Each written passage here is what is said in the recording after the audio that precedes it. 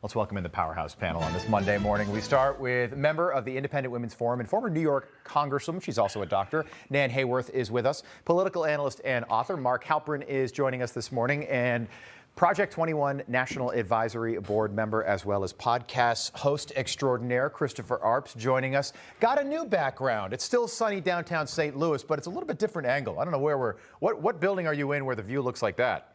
I'd rather not disclose that, Rob, but as you can tell, it looks like the sun is rising over the Mississippi River, doesn't it? I do want to, I'm just getting some information in my ear right now. We're again just getting this into the newsroom right now. 84-year-old Colin Powell, we're learning, has passed away from COVID-19 complications. Again, I'm just hearing this in my ear right now. We're trying to get you the most up-to-date information, but Colin Powell, of course, a military leader and the first black Secretary of State. We are just getting this news right now, so I'll open it up to the panel for reaction. Mark, we'll start with you. I know you began your career in journalism covering the White House of George H.W. Bush. Colin Powell played a very big role in Desert Storm during that time period. And while you're speaking, I'm going to try to get a little bit more information, but go ahead. Singular figure in American history, as you said, a number of firsts, but also a great advocate for the American dream, for American opportunity. He lived that himself, coming up in New York City as someone who did not have family connections and yet rose to the highest levels of American, not just government, but society. I had a chance to spend some time with him over the years, not a lot, but enough to see that he was a man of great vision about the American dream, and someone who, as a military leader, as a civic leader, which he engaged in after he left government, someone who really tried to create economic opportunity and was much less interested in politics than he was in governance. Christopher Arps, he, of course, the first African-American Secretary of State. He was so well respected. He really shaped foreign policy in this country for more than 20 years. You think about the relationship that he had with multiple U.S. presidents. Your reaction to this very sad news this morning? Very shocked and very sad. Colin Powell was a role model for African-American conservatives. I can remember during the first Gulf War seeing the pride that I had, seeing an African-American general that was giving a press conference every day talking about the war. In his later years, he was not as conservative as I would have liked, but ultimately I had the greatest respect for him, and I send my condolences out to Alma and his family. Yeah, his family made the announcement on Facebook this morning. 84 years old. Again, Colin Powell has died due to COVID-19 complications. Nan, you are a physician. You also served in Congress. We do not know whether the former Secretary of State was vaccinated or not. I'm sure those are questions that will be answered, but your hearts have to go out to his family this morning. That is really difficult news.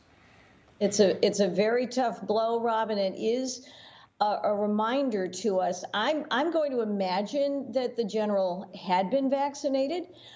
We do know that, unfortunately, those who have been fully vaccinated can contract COVID and have been, unfortunately, dying of COVID. It points up the fact that we have to remain highly vigilant, especially among the elderly, and anyone who's ever had any signs of hypertension. Certainly, I don't know at all what the general's medical condition was, but the development of therapeutics is so very important, and now we're awaiting the arrival of a new one from Merck. That will be a pill that can be taken within promptly upon diagnosis. All of these measures are things that we're going to have to keep developing and being very diligent about, because they do save lives, and would that we had it for General Powell. Yeah, it's interesting, the COVID pills and antiviral treatments that you bring up. We weren't allowed to talk about these for months and months, and now it looks like the FDA is on the verge of approving that Merck pill. Of course, we'll report that when it happens. Mark, back to you. Colin Powell, I remember there was a stretch in the early to mid-1990s where he was being floated as a possible presidential candidate. I mean, this guy was an absolute giant in this country. He looked at it in 1996 quite closely, and a group of, as he was pondering whether to run perhaps as a Republican, perhaps as an independent, a group of conservative activists held a press conference and basically said if this person runs because he is not a conservative on some social issues, that they would oppose him. his wife wasn't crazy about the notion of his being involved in national politics.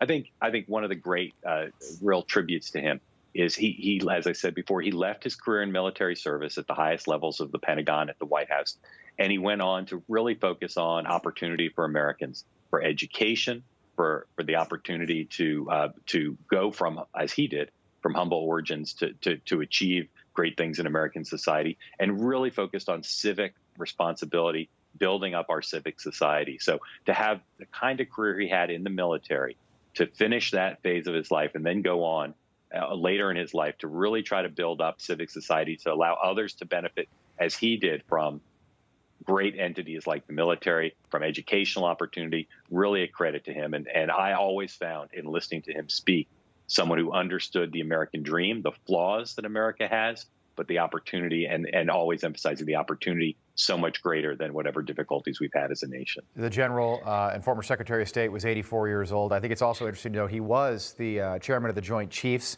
under President George H.W. Bush at the time of the Desert Storm War. You think about the current chairman of the Joint Chiefs, General Milley, and some of the questions that have been asked about him. Nobody questioned the integrity or the dignity of Colin Powell. He was respected on both sides of the aisle, and I believe that will be part of his legacy. Panel will pick this conversation back up on the other side of the commercial break. We are learning that he was fully vaccinated, Nan, so we can confirm that Colin Powell, according to his family, was fully vaccinated. Stay with us. We'll be right back.